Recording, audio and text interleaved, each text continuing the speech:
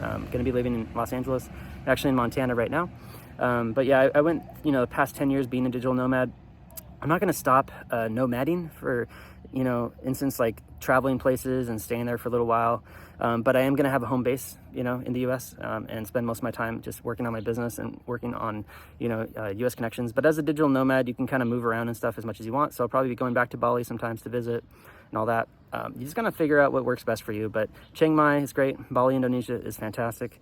You got to look up the visas. That's kind of one of the main things, because visa exemptions are usually issued for American citizens. So it makes it really easy, but they're only like usually 30, 60 to 90 days at the most. So you got to plan ahead a little bit and figure out your visa runs if you want to stay in that country, which is where you kind of cross the border and go back.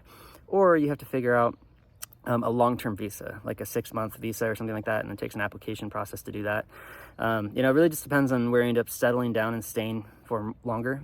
I realized that Bangkok and Bali were my 2 favorite places, so I ended up staying there longer. So I ended up needing to figure out that situation. And in 2019, I ran into an issue where, I went through a divorce and then, had a new partner. So instead of going back to the US at that time, I decided to stay in Bali where my new partner was. And, I had to get a long-term visa in Indonesia, and it was a pretty easy process. It cost a bit of money, of course, a few $100s for a 6-month visa, which is extendable up to 9 months. And there's a bunch of different options for that, Or, if you want to get a permanent residence, you can get the Kitas, but that's more if you want to just stay there long-term.